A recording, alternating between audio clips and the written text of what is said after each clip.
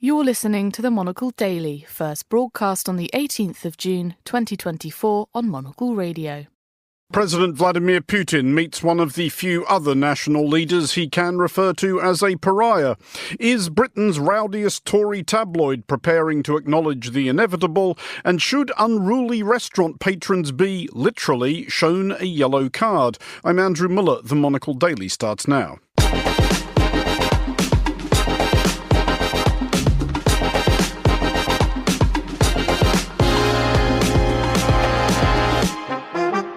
Hello and welcome to the Monocle Daily, coming to you from our studios here at Midori House in London. I'm Andrew Muller. My guests Layla Malana Allen and Vincent McAvaney will discuss the day's big stories, and we'll find out why Japan is increasingly wondering if all the tourists are worth the hassle. Stay tuned, all that and more coming up right here on the Monocle Daily.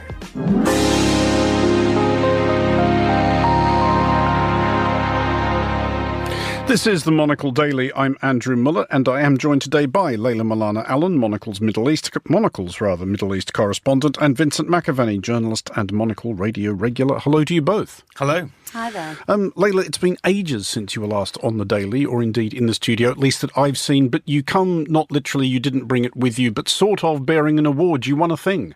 I did win a thing. I won a Peabody Award for Israel-Palestine reporting for this war, this awful war since October 7th. I mean, congratulations. That is a huge whoop. The Peabody Award is a big thing.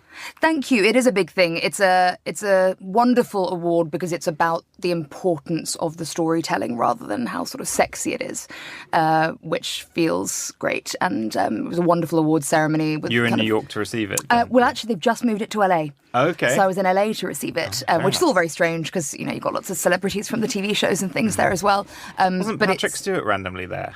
Patrick Stewart was there because Star Trek won the Legacy Award, which was so lovely. He was there and he made a great speech, and lots and lots of people from kind of history were there. But it's really about kind of the contribution that both news and documentary and the arts make to society. So there were some other really amazing winners, and it's kind of it's an important and special one. This is exciting because it means if for the rest of your life, should Patrick Stewart come up in conversation, you can refer to him as my fellow Peabody Award winner. I can, and also my mother is a huge Trekkie, so that was very exciting for her. Oh, well, yeah, anything that impresses the parents when you've gone into a career like journalism as opposed to getting a real job. If at some point you get to do something that impresses the folks, that's a fantastic result. It's all very strange when you get the war correspondents and the TV celebs together, because they all sort of look at each other from other sides of the room, quite intimidated by each other. But actually the biggest winner of the night was Bluey, which is the kids' TV show about rescue dogs, and I'm a rescue dog mum. But yeah, every parent loves that show. I mean, they like it more than the kids, it seems. Oh, absolutely. And Mum came to get the award, and all the journalists and all the TV stars were running up to her saying, "Oh, could you just say something for my child?" He's so excited. My turn to drop a name at that point. Quite a lot of the music for Bluey was written by a mate of mine from school in Sydney. Oh, really? Hello, Steve, if you're listening.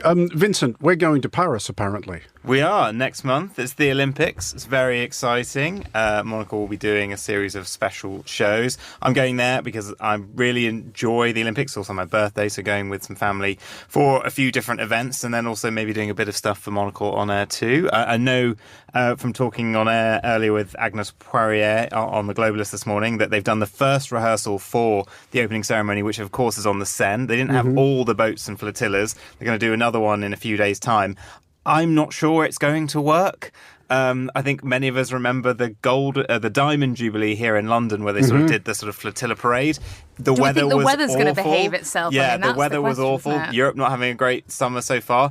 And at the end of the day, it does just sometimes look like a lot of boats, and isn't as good as a sort of in-stadium. I get them the intention was to bring in the whole city, but it seems they've slowly close down sections of the Seine because of security issues, and it might not be the big public spectacle they thought, but I think it's going to be an interesting one. Well, on with the show, and now or nowabouts, President Vladimir Putin of Russia is due to touch down in Pyongyang to be received by one of the few global leaders presently less generally shunned than he is, though Kim Jong-un would be entitled to the retort that there is as yet no warrant for his arrest. It is Putin's first visit to North Korea since 2000, though relations between Moscow and Pyongyang Pyongyang during that period have been tepid to warmish, notwithstanding Russia's participation in sanctions prompted by North Korea's nuclear program.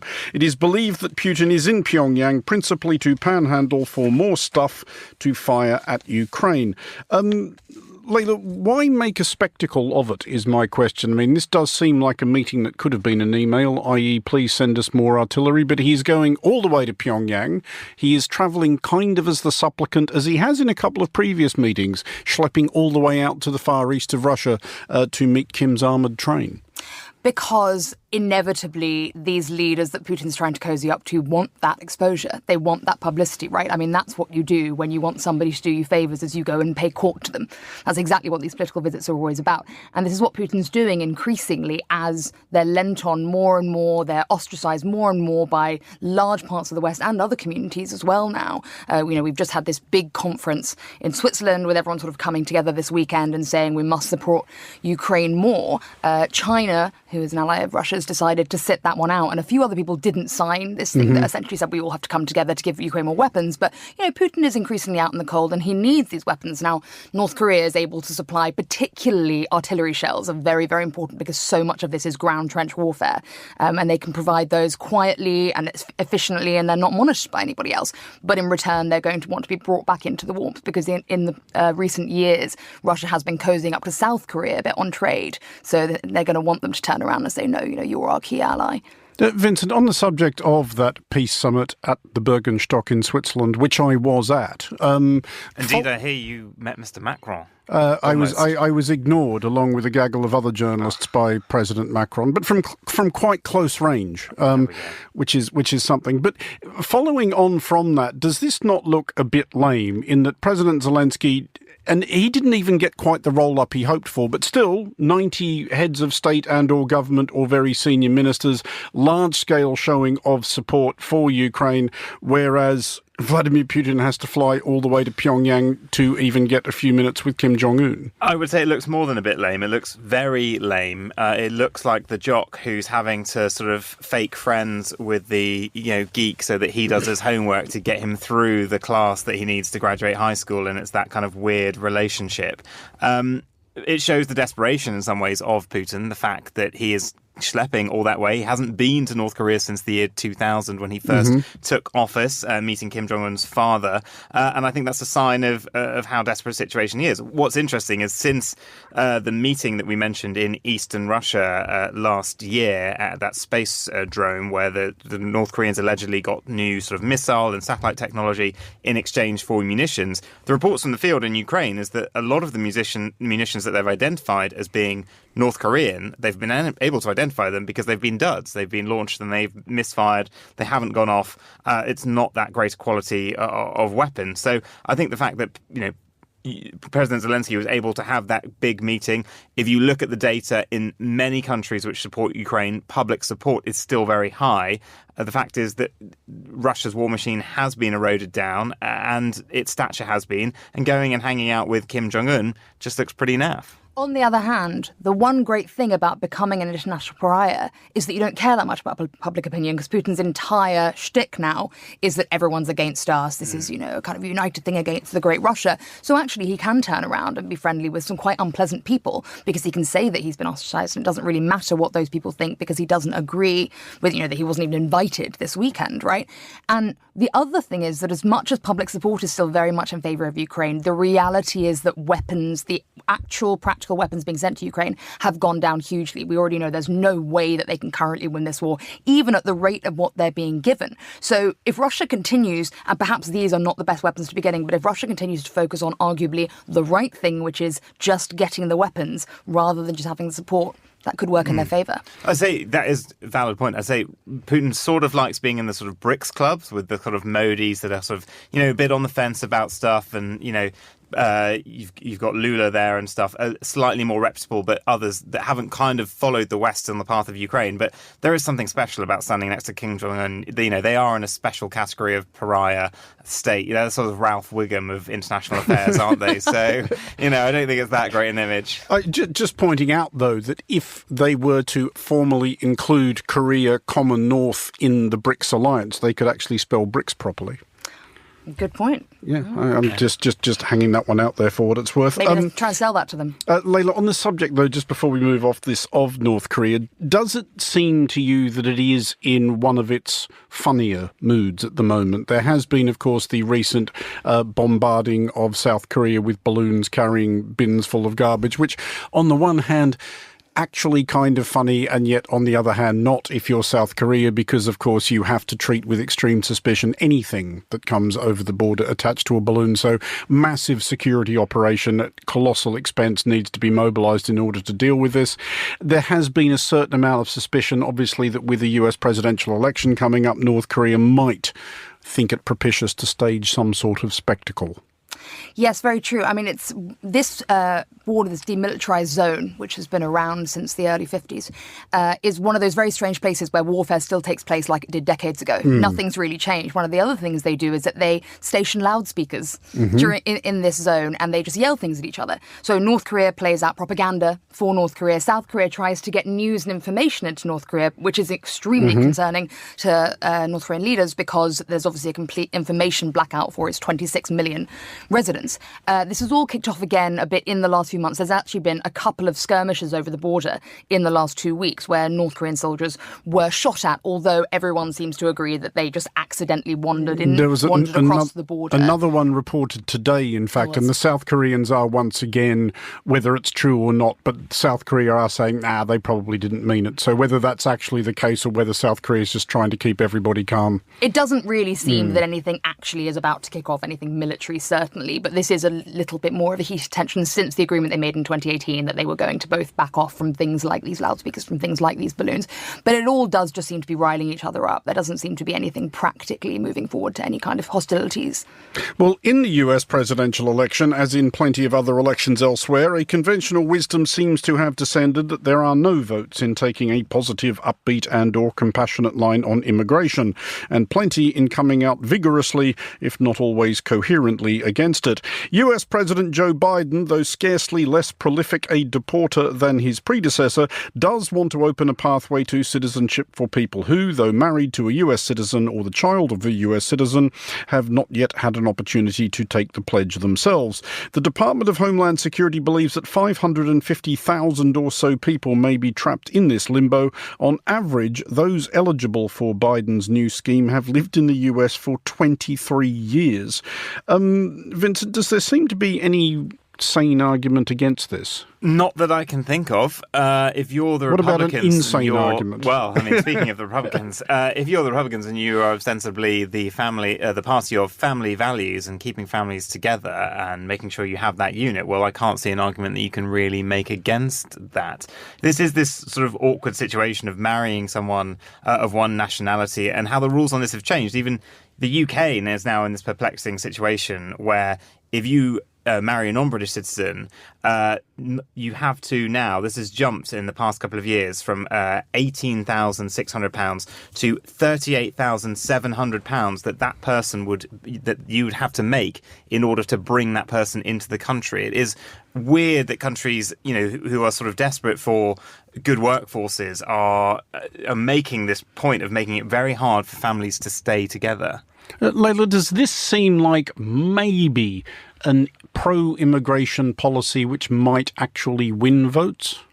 It will certainly win votes in some areas. One of the big problems that Joe Biden has at the moment is that, particularly with the war in Israel over the last few months, he has lost a huge amount of classic liberal support, both among liberal Americans and among the Arab American community, who traditionally he could rely upon. And I mean, certainly with all the arrests and the violence that we saw at American universities, that was really, really bad for him. So he does need to have some slightly more liberal policies to bring people in. Now, in terms of talking about insane policies, when we talk about the Republicans, we are talking about people who put children in cages. So I think keeping families together is not necessarily what those people want to do. There's been an immediate reaction against this as, it's just going to bring so many more illegals into the country. That's not the case. These people live in America. They work hard. All they're offering them is 3 years of legal residence while they apply for their residence permits, and they're able to work at the time to support their families so that they're not desperate and people aren't impoverished. I mean, this is pretty straightforward and simple when it comes to common sense, but not so much when it comes to the huge radicalization caused by debates over immigration. And of course, the majority majority of these people will be Mexican. Trump's the man who wanted to build the wall, so it's going to be a huge talking point in the election. I mean, indeed. So, I mean, Vincent, obviously in the United States and in Europe, as I was saying in the introduction to this bit, the anti-immigration backlash is well and truly in. Is a backlash and a tide the same thing? You know what I'm saying? Mm-hmm. Do you perceive... I was about to leap from tide to pendulum there. Again, you know what I'm saying. Do you think that there is going to be that usual political dynamic where this goes back out and maybe in a few years everybody starts thinking, maybe immigration's good, actually? I don't think so. I think it's the drum that everyone has bangs throughout the 20th century. It's the sort of easy demonization of the other, isn't it? It's the reason you're not getting ahead is because these people are coming in. This is a slightly different case, though, in terms of spouses and things, because, I mean, as many people know, if you do marry a US citizen, it is incredibly hard to get a green card. Mm-hmm. They are absolutely rigorous. There's an entire movie about it called The Proposal with Sandra Bullock, about the rigor with which they kind of go, and that was a rom-com, but I've known people who've gone through this situation where they've married Americans and getting the green card is arduously hard. They poke apart your life. They ask you all sorts of very intimate questions. It is pretty hard to fool these guys. And they are so... even people I know that before they had sort of got married, if their partner was back in the States and they were going out to visit them, they would say that they wouldn't even say that they were visiting a partner in America. They would say, I'm just visiting friends or I'm here for a holiday, because you don't want to let on that you've got a potential partner and you might be staying because you'll be pulled aside and interrogated. So they are pretty rigorous in the process for checking if these relationships are real. And as you mentioned, these people are eligible to have lived in the US for 23 years that are caught in this category that Biden's prioritizing. So these aren't sort of, overnight people, running to the little white wedding chapel in Vegas and getting hitched. It's a bit more than that. And I mean, I can speak to this personally because my mother came over from Iran towards the end of the Iran-Iraq war, and luckily, as a sort of refugee and migrant, was able to come in safely at the time and was able to apply for her citizenship in the UK, marrying my father, who she'd met many years before. But it took 10 years for her to get a passport. But they did give her the right to work. So my mother speaks 5 languages. She was a language teacher. There's no arguing that she didn't have huge skills to offer. And she was able to work and help support our family. Nowadays, that would not be the case. And 10 years is an extraordinarily long wait, though. It was an extraordinarily long wait, yeah. And so much paperwork, so much money. And they were married from the beginning of that time. But as I say, at the time, she was able to help support the family. Nowadays, that wouldn't be the case, and she would be forced into being a burden when she has huge skills to offer and wanted to work. Well, let's look at the UK now, and it is one of the more crashingly self-congratulatory headlines ever splashed on the front of a British newspaper. April 11th, 1992, it's The Sun what won it. The rumbustious tabloid was seizing the credit for the somewhat surprising Conservative victory in a general election, in which John Major's Tories had been returned with, fact fans, what is still the biggest haul of votes ever won by a British party. Even The Sun realises the limits of its powers, however, and just as it went on to endorse Tony Blair's Labour in 1997, it seems vastly likelier than not to haul itself aboard Sir Keir Starmer's bandwagon ahead of the election here on July the 4th.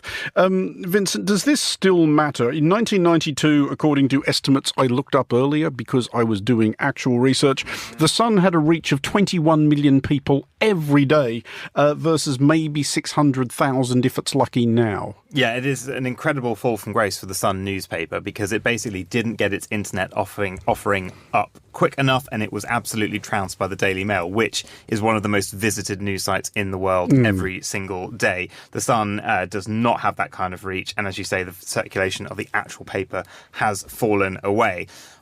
There are aspects as to why this still matters and why it doesn't matter. Why does it still matter? Well, there is this whole parameter of it's the Sun what won it, and it likes to sort of swing behind whoever it thinks is on the right trajectory. And it did give a boost to the Conservatives back in 2009. So the last time this swap was made, Gordon Brown went out at his party conference. He gave a pretty decent speech for Gordon Brown ahead of what he knew would be sort of a 8-month window to the election. The very next day, the Sun flipped. The speech was forgotten. He was sort of on a downward trajectory from then. I don't think that's going to happen, but it is interesting that the Sun has waited. I thought that they might have gone in last conference season because they could have seen, even from them, that Labour was holding a 20-point poll lead and they might have wanted to lay the groundwork. I think it hasn't gone this time, in part because the political editor of the Sun at the moment is someone who is pretty far right. He used to write for the Guido Fawkes website. There's Harry Cole. And I think that possibly that sort of kept them back a little bit. And the way that the paper has gone is quite heavy into some culture war stuff and along the UKIP lines on recent years. So they've waited. But, I mean, they don't want to look like they're backing a loser. And Rishi Sunak, frankly, in 3 weeks' time, unless something spectacular happens, is going to have the most disastrous loss for the party that has been the most successful party in all of Europe when it comes to elections. And they're looking at getting, on some estimates, as low as 77 MPs, giving Labour a supermajority. Now, Rupert Murdoch probably doesn't want to look like he's backing a loser, but there is a particular thing with Sir Keir Starmer. He was the Director of Public Prosecutions. He has in the past called for Leveson 2, which is the second part that was meant to happen of the inquiry into phone hacking and the way that the press has operated, paying off officials, doing all sorts of nefarious business, allegedly with private eyes and what's called blagging and accessing bank accounts, health records, all that sort of stuff. And from what I can tell, Sir Keir Starmer thinks, he looks at those circulation figures that we mentioned, thinks the Sun isn't the power it is, thinks it could do more damage for his party, particularly because Liverpool, with the legacy of Hillsborough and how the Sun miscovered what happened and slandered that whole city, that it's more damaging. And actually, it isn't important anymore. So he hasn't courted them as hard as he could. But I think Rupert Murdoch as well, also a little bit wary of him. But it does show, really, that Rupert Murdoch, the legacy at the end of his career in terms of British tabloids, the domination he once had, has absolutely shrank. It's a tricky relationship to manage in the other direction as well, though, isn't it? For any leader of the Labour Party, obviously you want all the good press you can get, even if you are a mile in front in the polls, and you would frankly at this point need to be photographed strangling a beagle to have any chance of losing this election. But if you are the leader of the Labour Party, for some of the reasons Vincent delineated, if you are seen to be courting Rupert Murdoch too, obviously, a section of your own base will lose their minds. This did happen to Ed Miliband, I remember, when he was leader of the Labour Party and he was photographed rather awkwardly brandishing a copy of The Sun to a broadly predictable response from his own voters.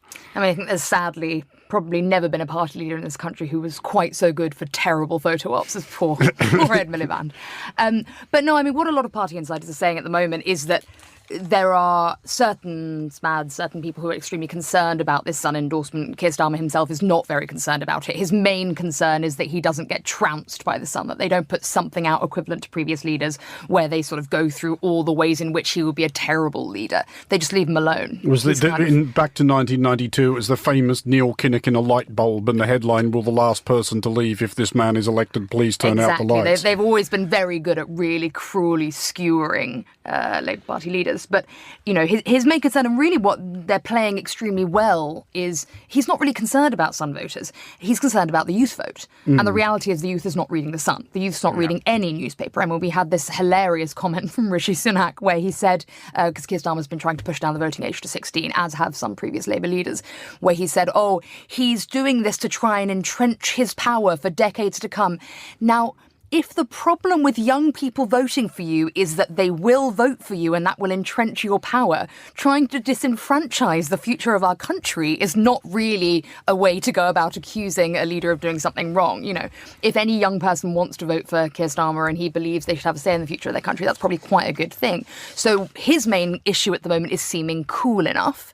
His other main issue is seeming liberal enough. You know, he hasn't done, I mean, it's been a disaster for basically all Western politicians, the fact that this Israel-Palestine war has happened right now, because it's one of the only issues in the world that doesn't lay left and right in the way that most other things do. In most other places, you know, any kind of, you know, the leading powerful place that's oppressing another group tends to be the right, and the group that supports those who are being oppressed by that tends to be the left. That's certainly not the case here.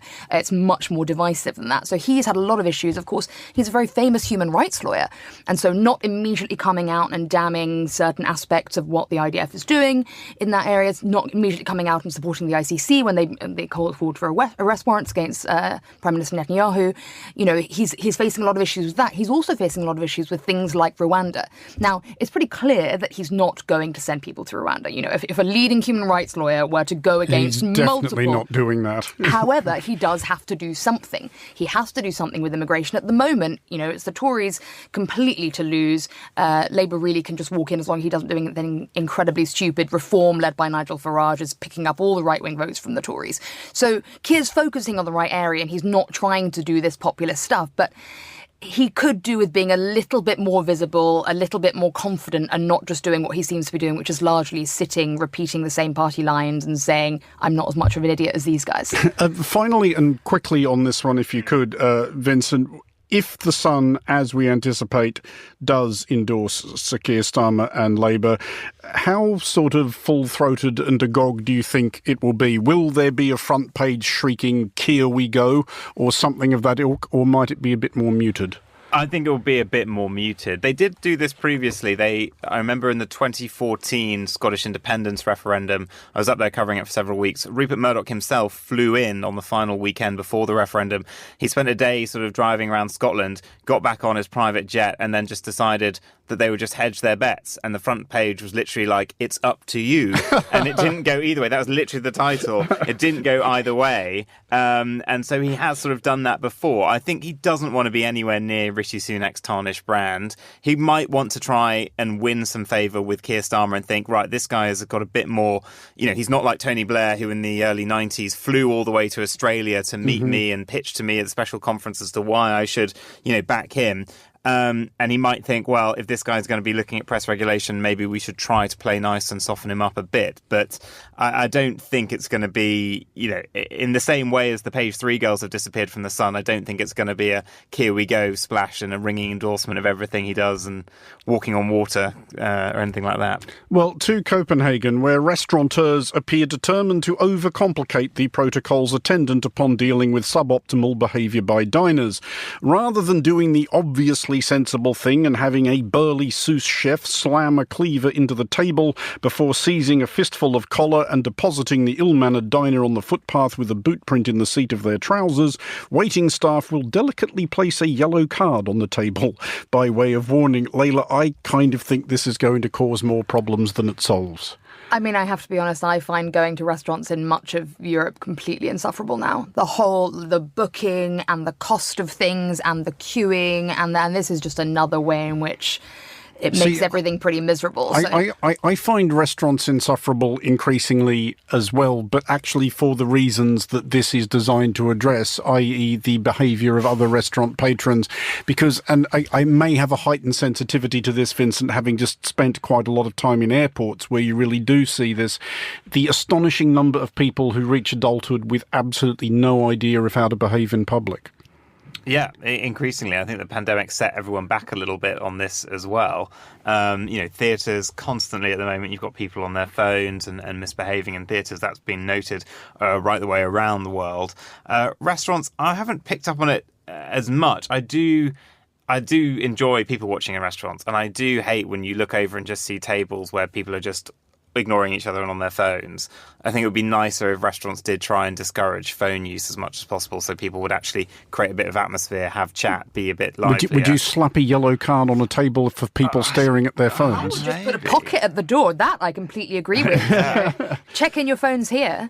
Why not? Go out and enjoy everyone's company. I agree with that. I mean, my particular current recent thing in restaurants, because this does seem to be an absolute plague now, is I can kind of sympathise with parents who want to shut their children up while they're having dinner, but they do that by giving their child an iPad and letting them watch it with all the sound turned up. So I personally feel now, in the Middle East, where I've lived for many years, in more conservative areas, there are family sections and male sections, and that's to protect the women and the children, from being around men they don't know. I would have family sections in every single restaurant because, quite frankly, I don't want to be around your screaming child. I love my nieces and nephews and my godchildren, but if I want to go out and have a nice drink, I don't want to hear those kids, so I'd be much more concerned actually about the children, and I'd certainly give them a yellow card.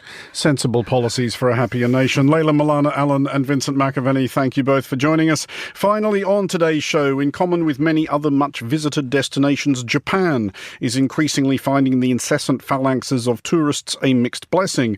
Earlier this year, we discussed on this show why one town which offers fine views of Mount Fuji had installed a black screen to deter pestilential Instagrammers. But all across the country, local authorities have implemented measures to curb visitor numbers, but the problem persists, impacting both local businesses and the tranquility of certain areas. Elena Giuliano reports. Imagine now, a serene escape, a place of peace just outside Tokyo. For centuries, that would have been Kawaguchiko, a small town only 1 hour away from the capital. Today, it rather sounds something like this.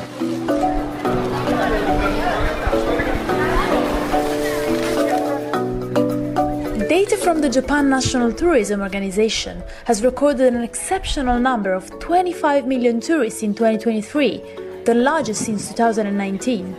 And Kawaguchiko has become one of the most affected by over-tourism. Lately, the ultimate souvenir seems to be a specific photo. Mount Fuji from a convenience store parking lot. Also led by the social media obsession for emulation, this doesn't come without problems around here. そして富士山の方向を見てみますけれども、今日は雲に覆われていまして富士山が見えないんですが。 In May, the town's local council erected a 20-meter-long and 2.5-meter-high fence, blocking the view of Mount Fuji from the other side of the road, following security concerns and complaints from local businesses. However, it's fair to say that was far from being enough. Camera-sized holes have since appeared on the tissue barrier used to snap the iconic view.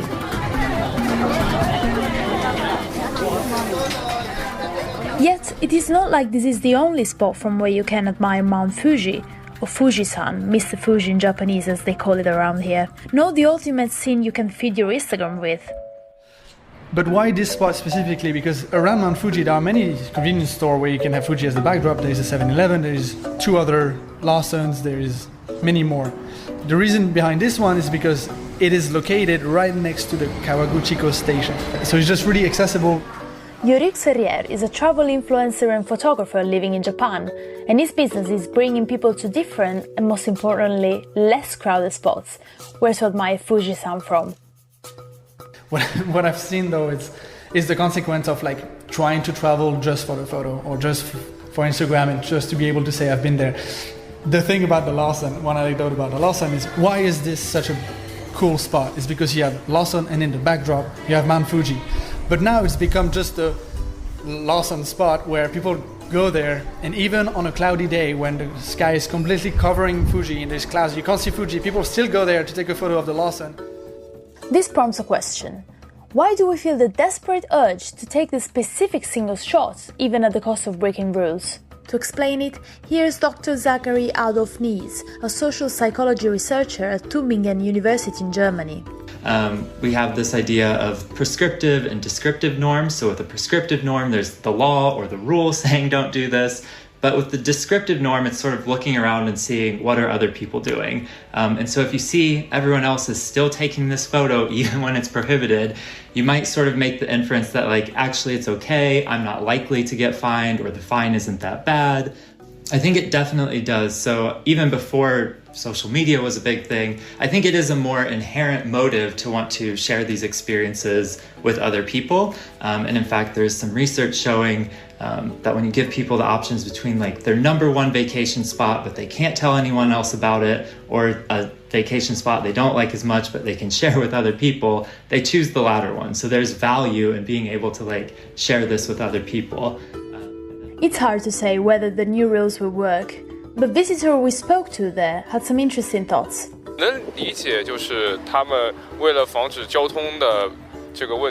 I think that's not the right decision to make, because it took away from people their right to take pictures. I get that the government did it for safety reasons, but I also think that if you manage to have a good management of traffic and movement, then you don't need to obstruct these views.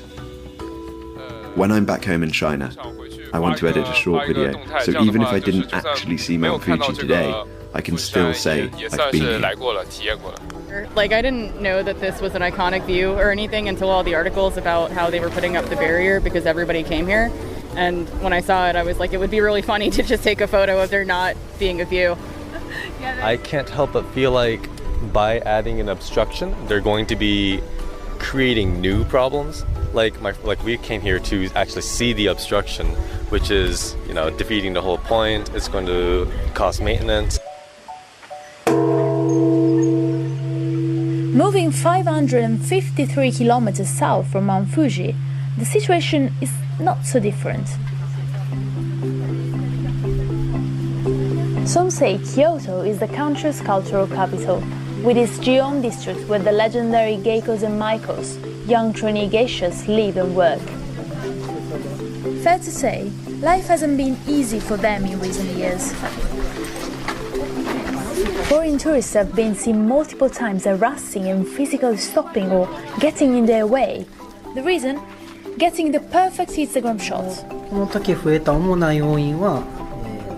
Takayuka Hori is the Chief Marketing Officer at the Kyoto Tourism Association, promoting tourism in the city through initiatives and support for foreigners. Sometimes first-time visitors in Kyoto are not very much aware of the Japanese culture and manners.